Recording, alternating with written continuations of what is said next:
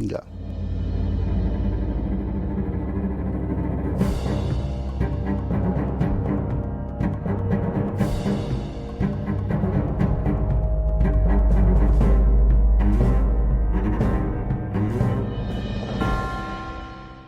Bienvenidos al estudio que estamos haciendo con el libro de Apocalipsis. Hoy vamos a estudiar el capítulo 6 en esta serie, el final de los tiempos, y vamos a hablar sobre los sellos son abiertos.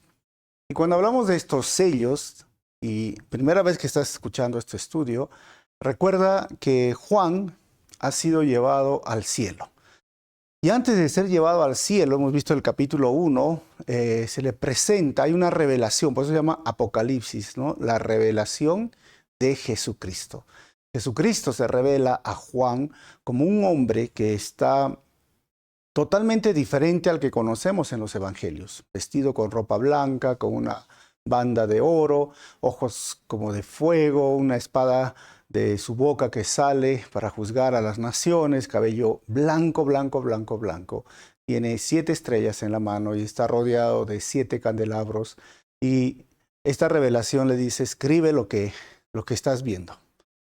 Y luego escribe lo que es, y eso era el capítulo 2 y el capítulo 3, el mensaje a las 7 iglesias que están grabadas iglesia por iglesia, y lo puedes ver en la lista de reproducción de Apocalipsis 2T, que es la segunda temporada, y a partir del capítulo 4 Juan es llevado al cielo. Capítulo 4 y capítulo 5 nos enseñan el trono de Dios, y justamente para terminar el capítulo 5, hay un problema en el cielo. Nadie puede abrir un rollo que tiene 7 sellos. Pero el problema es resuelto cuando se encuentra a alguien en todo el universo que es digno de abrir esos 7 sellos y a ver qué dice este libro. Y ahora vamos a ver cuándo se abre el primer sello. Así que capítulo 6 dice así. Mientras miraba, porque ahí estaba todavía en el cielo Juan, el Cordero rompió el primero de los 7 sellos que había en el rollo. Y entonces oí que uno de los 4 seres vivientes decía con voz de trueno, ven. Versículo 2 dice, levanté la vista y vi que había un caballo blanco, y su jinete llevaba un arco, y se le colocó una corona sobre la cabeza. Salió cabalgando para ganar muchas batallas y obtener la victoria. Cuando el Cordero rompió el segundo sello, oí que el segundo ser viviente decía, ven. Entonces apareció otro caballo, y este fue de color rojo. Al jinete se le dio una gran espada y la autoridad para quitar la paz de la tierra, y hubo guerra y masacre por todas partes.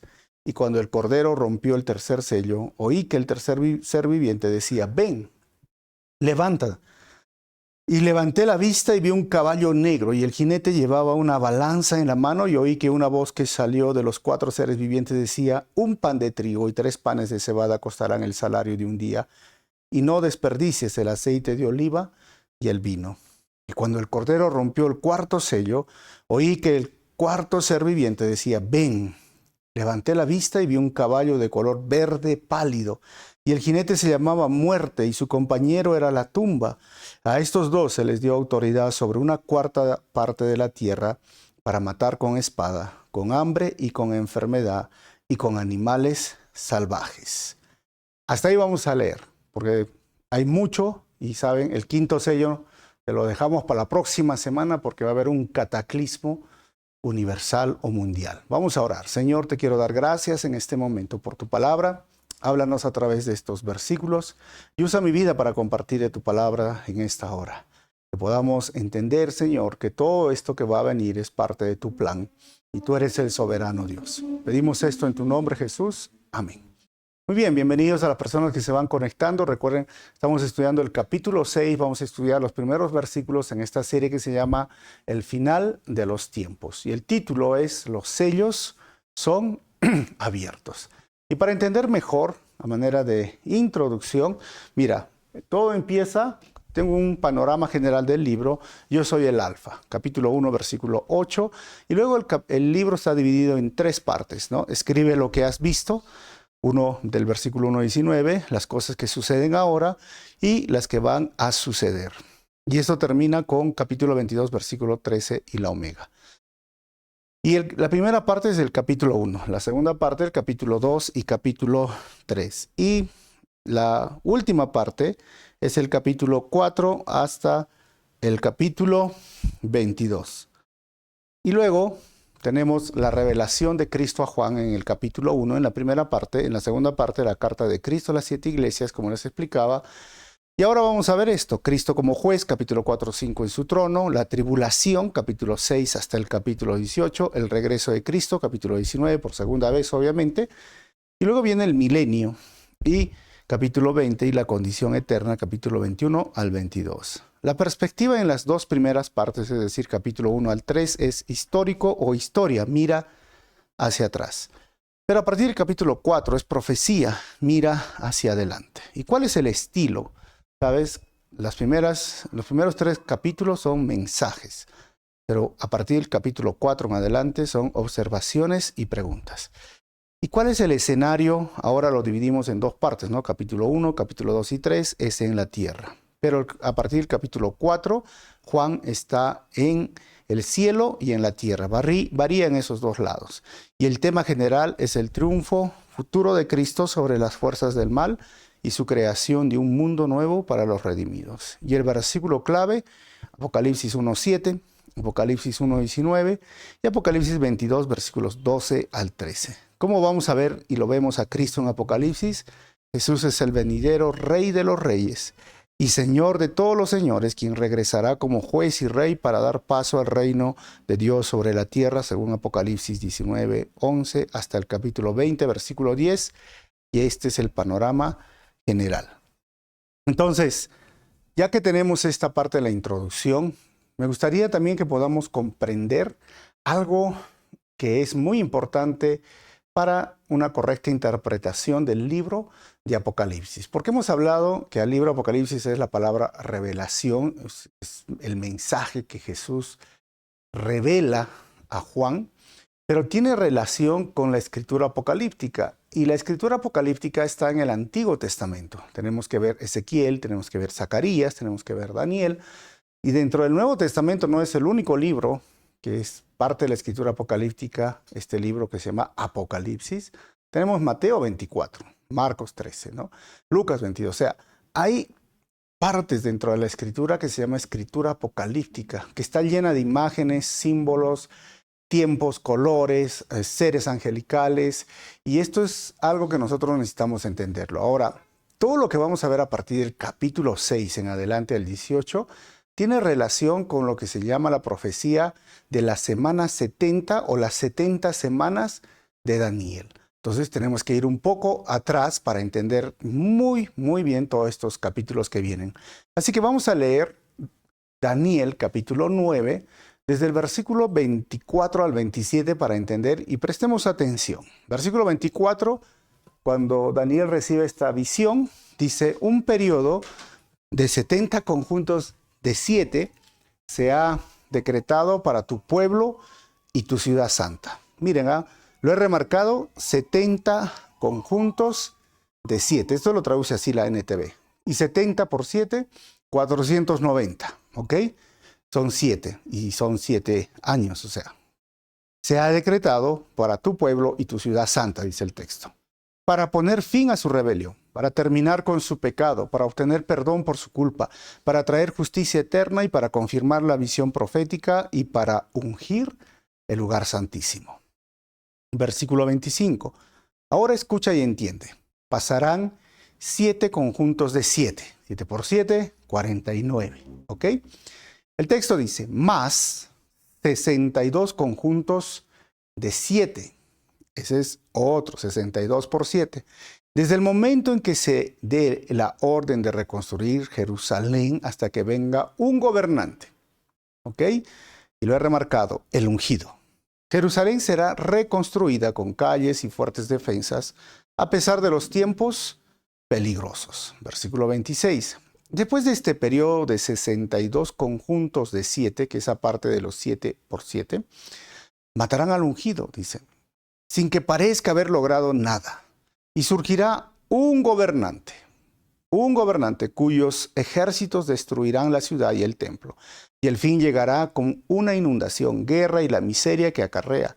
Está decretada desde este momento hasta el fin. Y ojo con el versículo 27. El gobernante, ya no es el ungido, sino es el gobernante, otro ser, firmará un tratado con el pueblo por un periodo de un conjunto de 7. Entonces, 7 por 1 son 7, son 7 años. Pero al cumplirse la mitad de ese tiempo, pondrá fin a los sacrificios y las ofrendas. ¿Cuándo? A la mitad, o sea, 3 años y medio. Como punto culminante de sus terribles actos, colocará un objeto sacrílego que causa profanación hasta que el destino decretado para este profanador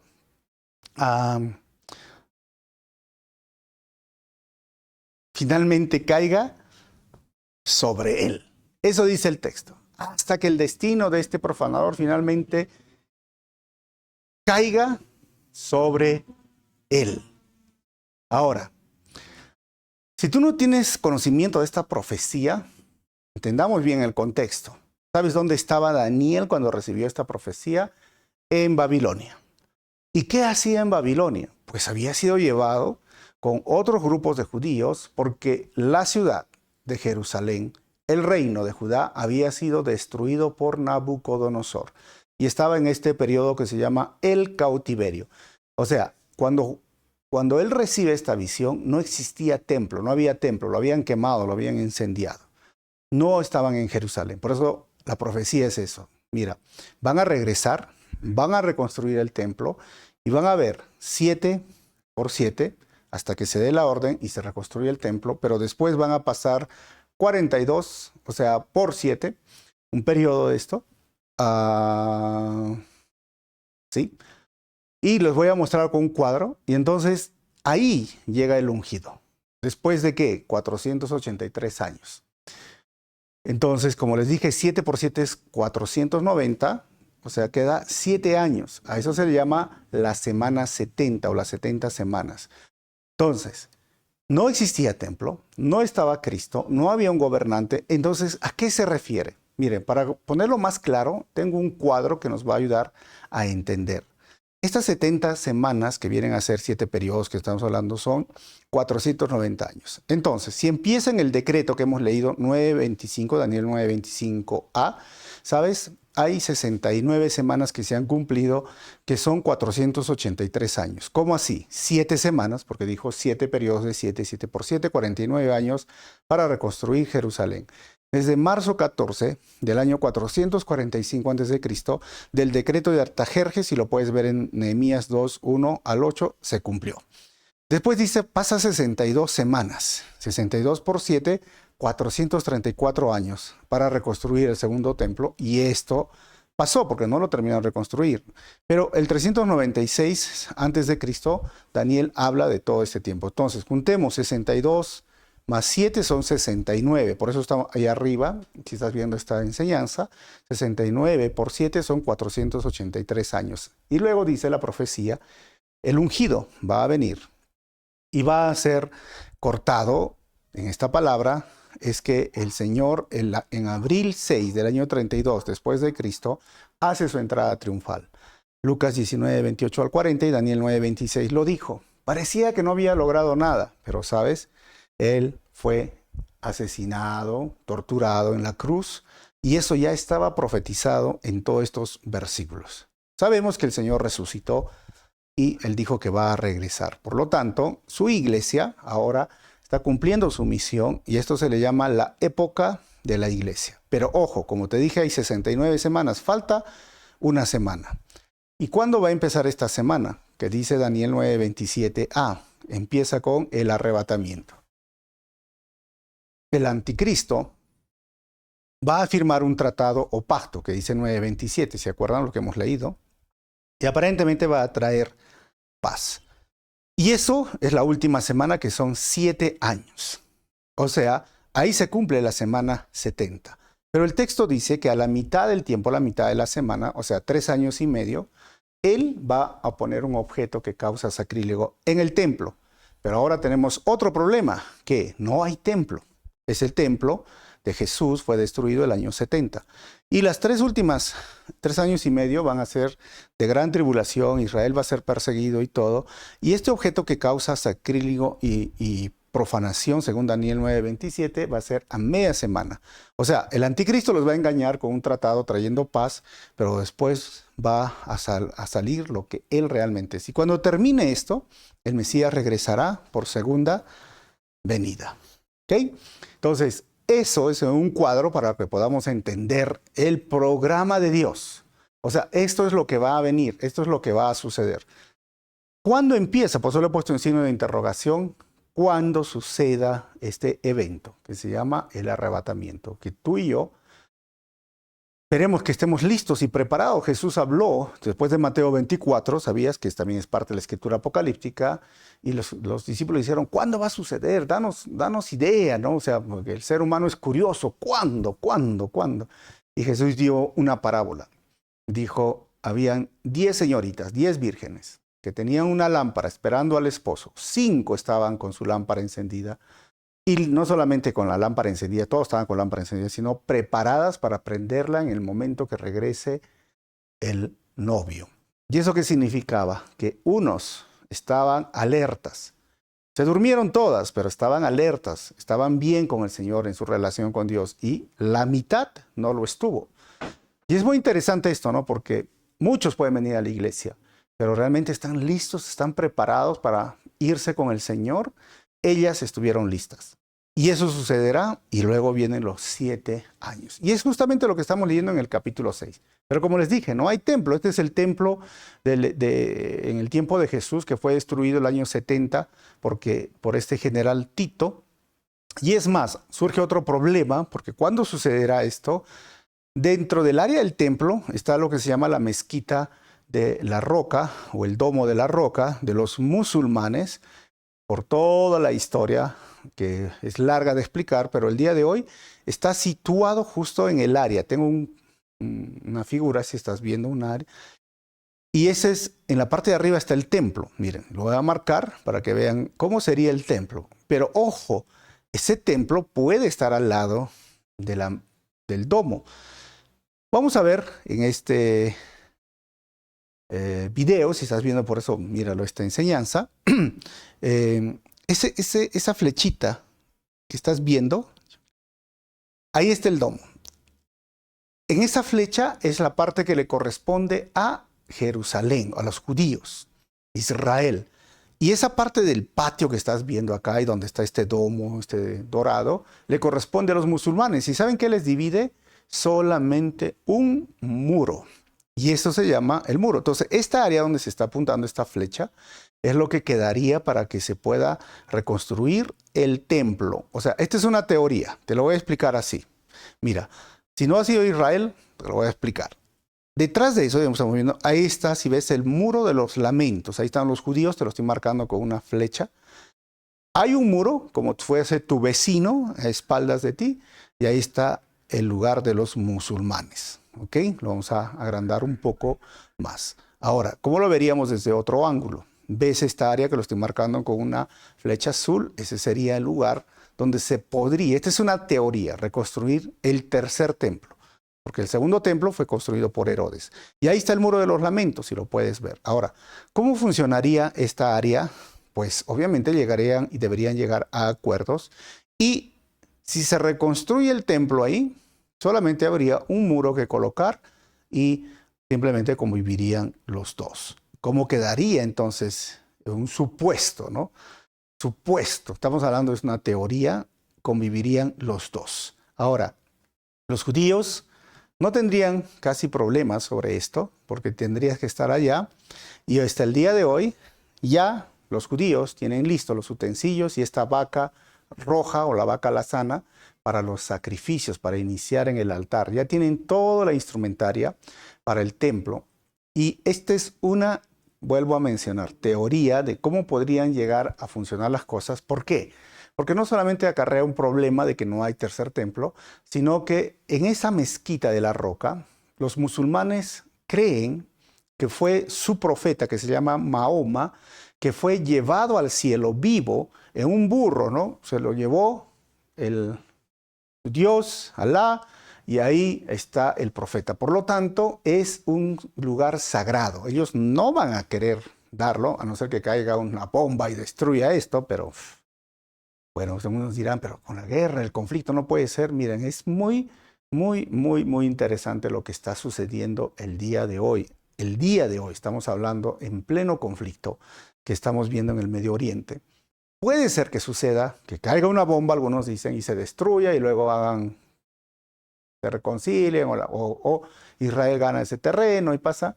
Pero esto es bien complicado. Bueno, la otra sería que se dividan, lleguen a un acuerdo y puedan, como les mostré, que esto es una teoría.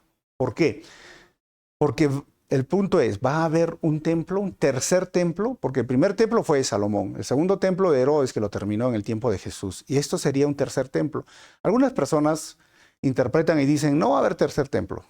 Yo les digo, tendríamos que quitar a Jesús, ¿no? Porque en Mateo 24 Jesús dice que va a haber lo que dijo Daniel, no se ha cumplido. Aunque dicen, no, ya se cumplió, no. Jesús dijo, cuando ustedes vean señales de guerra, rumores, bla, bla, bla, pero también dijo, va a haber el objeto que causa sacrilego en el templo, ojo, el que tenga oídos para oír, escuche. O sea, Jesús dijo, va a haber un templo. Sabía que lo iban a destruir el año 70 porque él dijo, sabes, Jerusalén, Jerusalén, como quisiera que puedan escuchar a los profetas. Él sabía que el año 70 no iba a quedar piedra sobre piedra. Pero entonces está hablando de un tercer templo. Pablo hablaba también de un tercer templo. Lo creía que iba a haber un templo. O sea, realmente estamos a puertas y vamos a ver a través de este capítulo, de este estudio, cómo las profecías se van cumpliendo paso a paso. Como te vuelvo a mencionar, esto es una teoría de lo cual podría funcionar.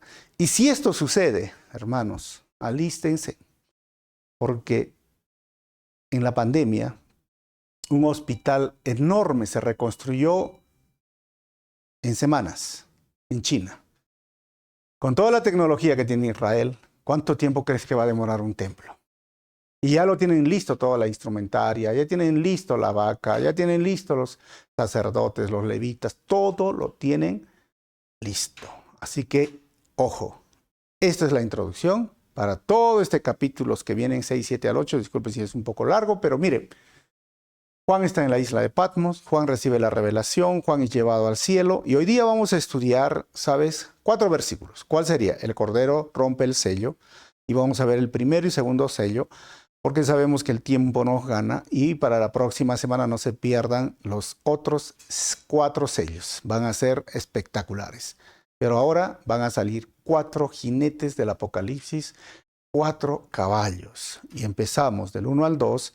El Cordero rompe el primer sello y aparece un caballo blanco. Dice, mientras miraba el Cordero rompió el primero de los 7 sellos que había en el rollo, y entonces oí que uno de los 4 seres vivientes decía con voz de trueno, ven.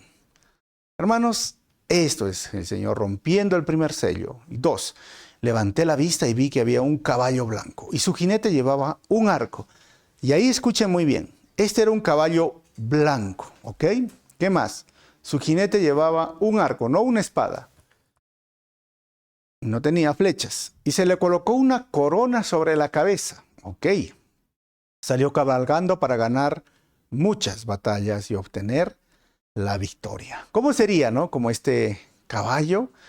Pero, ¿quién es esta persona? Para mí, miren, color blanco como símbolos de paz, pero paz falsa podría ser. Un arco, pero un arma de guerra sin flechas. O sea, este personaje sale con este caballo, con su arco de flechas, que lo están viendo, y es tenebroso con su corona. ¿Quién es este personaje? Porque muchas personas, y he estado leyendo muchos intérpretes, dicen, ¿sabes? Es Jesucristo. Yo digo, ¿Jesucristo? Y algunos dicen, pero es que es caballo blanco y además tiene una corona y tiene arco. Y yo digo, pero Jesús nunca se presentó así, ¿no? Entonces, ¿quién es esta persona?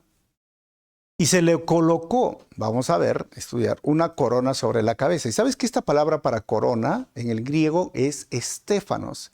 Y esta corona Era una corona laureada que se entregaba a los atletas. O sea, si usted has visto los Juegos Olímpicos Romanos, esto era, ¿ok? Y se le colocó, obviamente, yo considero que es el anticristo. Porque a partir de entonces se convierte en rey elegido por los habitantes del mundo. Ha tenido un triunfo, ha ganado algo, pero es falso. Ahora, si vemos a Cristo como un caballo, la imagen de Cristo en Apocalipsis 19, del 11 al 12, corresponde no solo a corona, sino la palabra que se usa ahí son diademas, que es una corona de la realeza. Jesús no tiene un estéfanos, Jesús tiene diademas. Entonces, ¿quién es el jinete? Miren, vamos a ver diferencias y similitudes que el mismo Apocalipsis nos dice. Primero, aunque Jesús utiliza su corona en los capítulos 5, que hemos visto la semana pasada, y el capítulo 19, las palabras griegas para referirse a las coronas son distintas. Segundo, Jesús es llamado fiel y verdadero en Apocalipsis 19, donde él sale con un caballo blanco, pero no en este capítulo, no es llamado así. Y tercero, la conquista del jinete no está del todo descrita.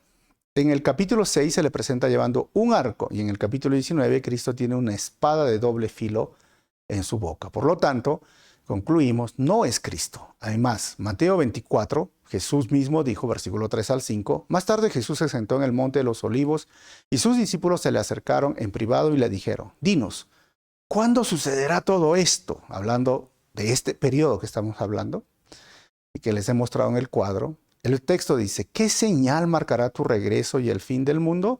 Jesús les dijo, no dejen que nadie les engañe, porque muchos vendrán en mi nombre y afirmarán, yo soy el Mesías, y engañarán a muchos, como este ser que se llama el anticristo, un ser maligno, y que muchos dicen, es interesante, ya nació, ya está aquí. El anticristo significa, ¿sabes?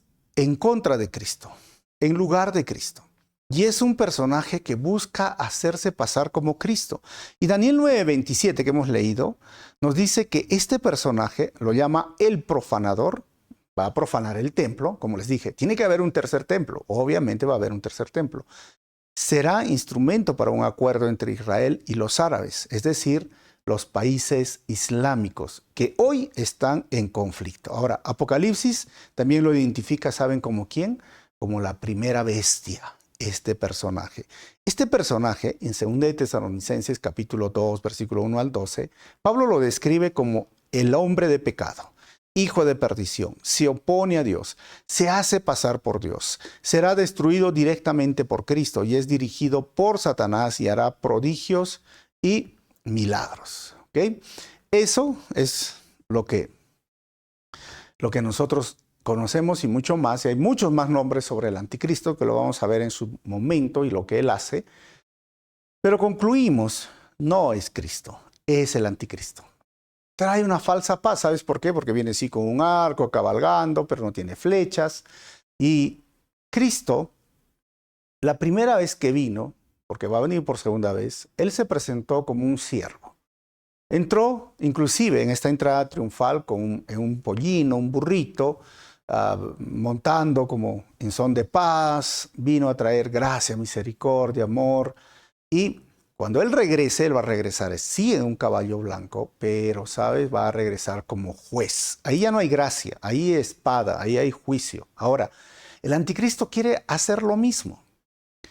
Quiere imitar a Cristo. ¿Cómo? Trayendo una paz, tranquilidad, le van a dar para ganar, para triunfar. El mundo lo va a recibir. Sabían que los judíos están esperando a Cristo, ¿no? Al Mesías. Y los judíos lo van a recibir porque es un falso Cristo, una falsa paz, un falso triunfo.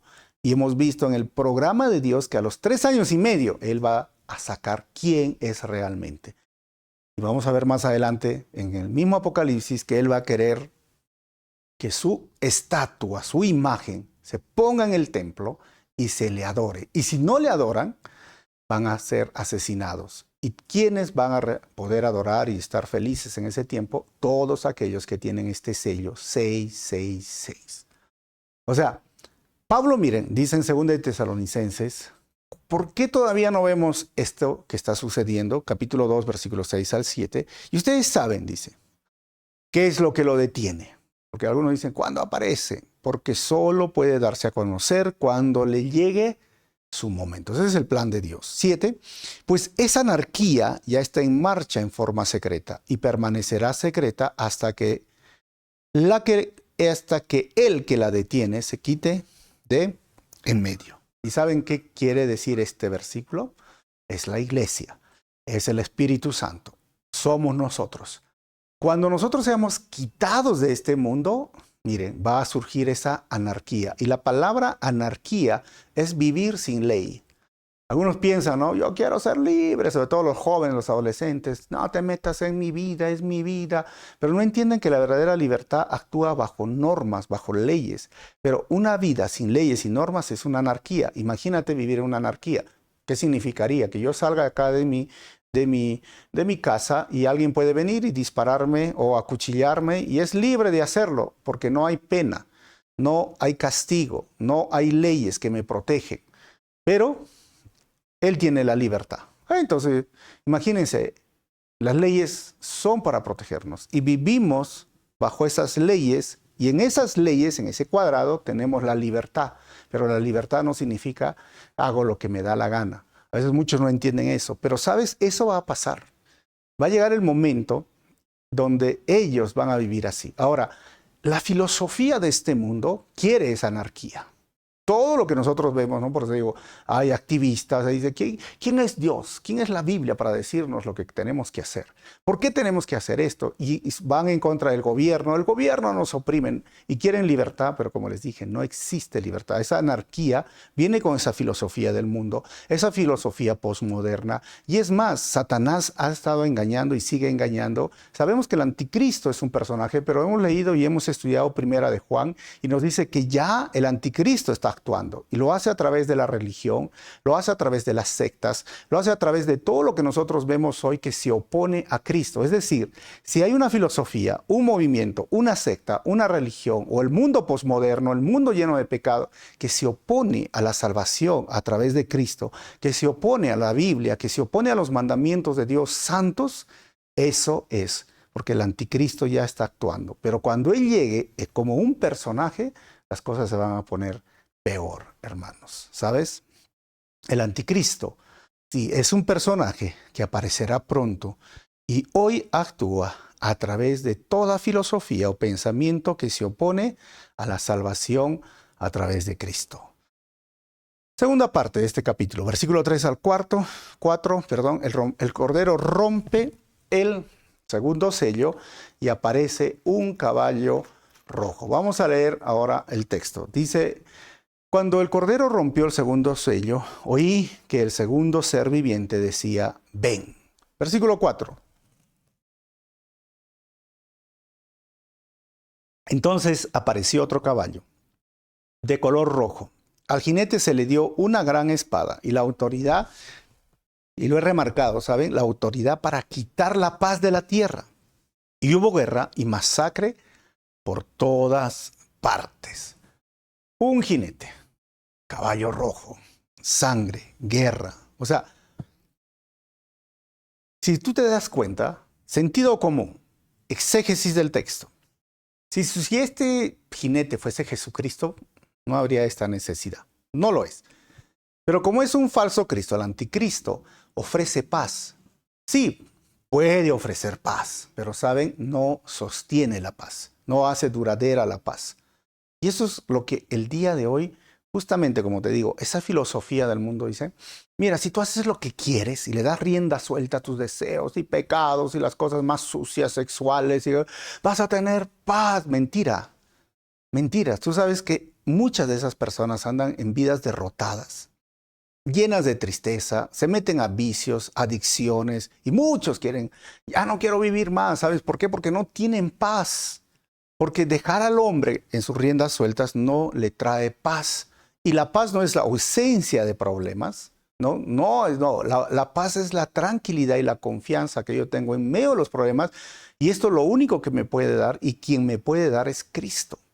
Todos tenemos problemas, hermanos. La vida es parte de lo que nosotros vivimos en este mundo caído y nuestra naturaleza caída.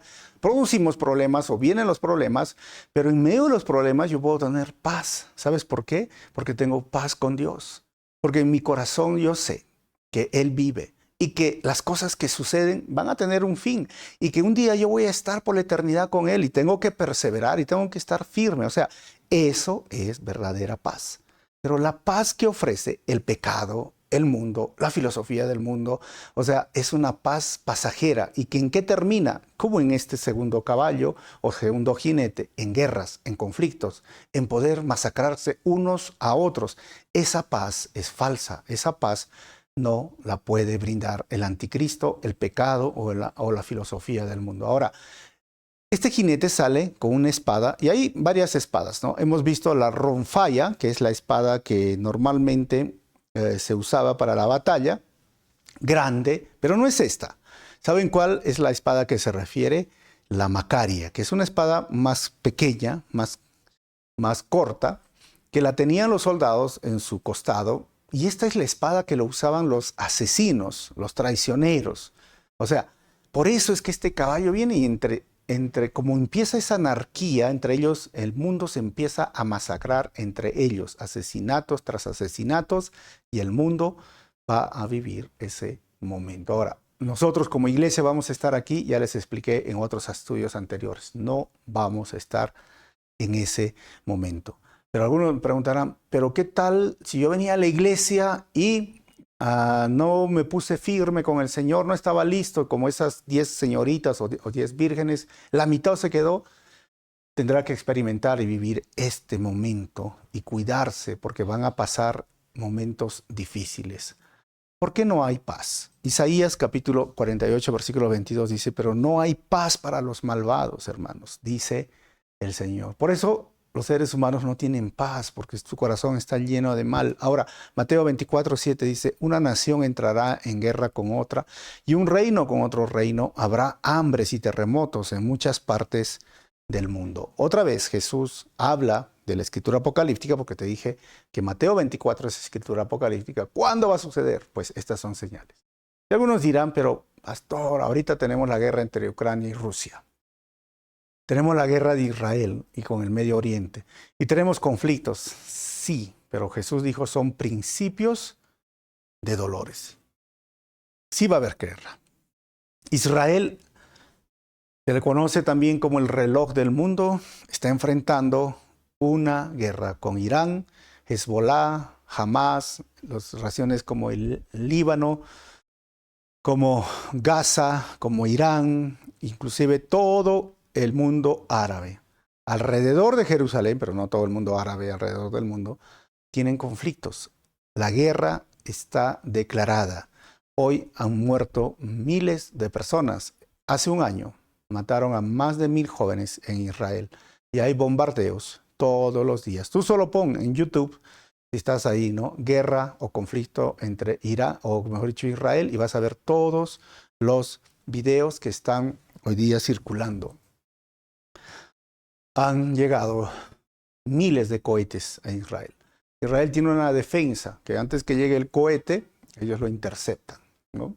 Eso se llama el domo de hierro. Y sabes, ya hemos vivido en el siglo pasado, estamos hablando siglo XX, siglo XXI, de 1900 al 2000, las peores guerras. La humanidad, tenemos la Primera Guerra Mundial, la Segunda Guerra Mundial, y hoy muchos están hablando de una Tercera Guerra Mundial.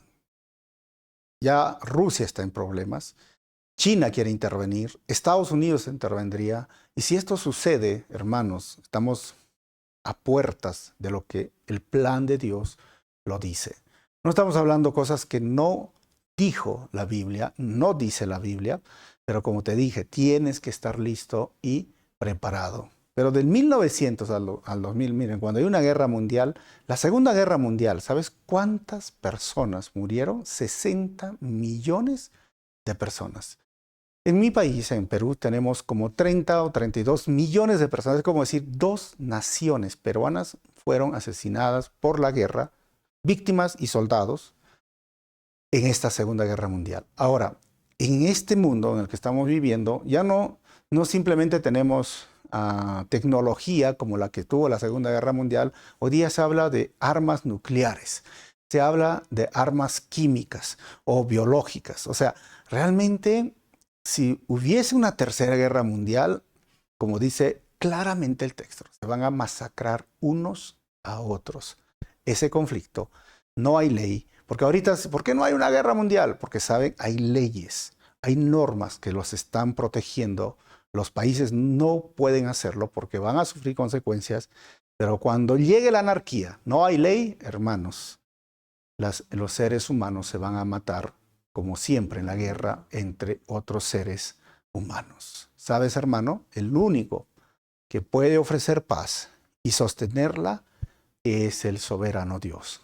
El mal, el anticristo, nunca lo va a poder hacer. Vamos a terminar con 3 conclusiones nuestro estudio el día de hoy. Lo primero que hemos visto es que la última semana, que son los 7 años de la profecía de las 70 semanas de Daniel, muy pronto sucederá. Yo tengo una pregunta para ti que estás escuchando esta enseñanza. ¿Estás preparado? ¿Estás preparada?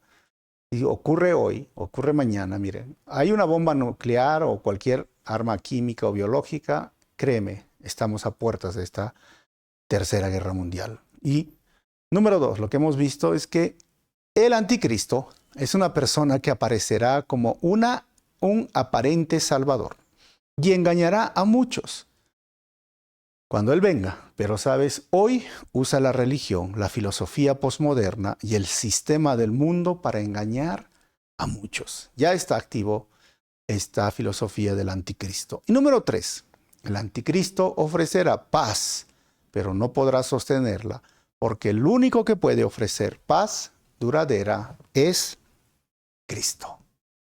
Entiéndeme esto, el único que puede ofrecer paz duradera es Cristo. Así es que, ¿tienes ya esa paz? Porque si yo no tengo paz en mi corazón, es porque realmente no he nacido de nuevo. No he hecho a Cristo no solamente mi Señor, sino mi Salvador. Y cuando yo digo Cristo es mi Señor, significa, ¿sabes? Tú eres el amo de mi vida. Tú me diriges en este mundo. Yo voy a obedecer lo que tú digas. Y tú eres mi Salvador, ¿sabes qué? Yo me arrepiento de mis pecados y quiero vivir ahora en obediencia a tus mandamientos porque quiero salvarme de esta condenación eterna o del mundo o de lo que va a venir. Eso es algo que nosotros necesitamos tener la iniciativa en base a la fe que el Señor está poniendo en mi vida. Y cuando yo hago esto, me reconcilio con el Padre y tengo paz. Y eso ya te vuelvo a decir, no es ausencia de problemas, no es ausencia de dudas, no es ausencia de conflictos la paz que ofrece el Señor, sino es confianza en medio de esos problemas. Esto es lo que nosotros podemos tener en Cristo y Él es el único que puede ofrecer paz. Si no tienes paz, hermano, hermana, vamos a orar y le agradecemos porque Él nos ha salvado. Señor, te agradecemos una vez más por lo que has hecho en la cruz. Y gracias una vez más porque a pesar de que nos puede dar temor de ver los conflictos, estos caballos, estos jinetes, el cataclismo que va a venir, las desgracias naturales, nosotros tenemos paz. No como la ofrece el anticristo o el diablo o la filosofía del mundo o el pecado, sino una paz que es una confianza que viene a nuestra vida cuando hemos nacido de nuevo. Es una confianza que pase lo que pase, estamos seguros en tus manos. Que no sabemos qué viene en el futuro, pero estamos seguros en tus manos. Que no sabemos, Señor, si vamos a triunfar o fracasar o vamos a salir exitosos o quizás vamos a tener muchas luchas, pero sabes, estamos seguros en tus manos. Que esta paz, Señor, duradera, que nace en nuestro corazón por medio de tu Santo Espíritu, pueda seguir sosteniéndonos y estemos listos para el momento que cuando tú vengas, en un abrir y cerrar de ojos, nuestros cuerpos sean transformados y nos encontraremos con nuestros seres queridos para vivir por toda la eternidad, pasando las bodas del Cordero, disfrutando la vida eterna, Señor. Muchísimas gracias una vez más porque tú lo has hecho y lo hacemos simplemente lo que tú nos has mandado hacer, ser obedientes. Ayúdanos a seguir caminando en este peregrinaje de este mundo, confiados en ti, Señor. Muchísimas gracias por todo. En tu nombre, Jesús, oramos así. Amén. Mira, si el mensaje ha sido de bendición, no te olvides ponerle un like, comparte por tus redes sociales. Y yo quería preguntarte, ¿no? Mira, ¿cuál de los 2 caballos te parece más temeroso? Y lo segundo, mira, hay un sexto, caballo quinto. ¿Sabes qué es lo que dice? Si sabes, pues escríbelo ahí, ¿ok? Si no, nos vemos en el próximo estudio.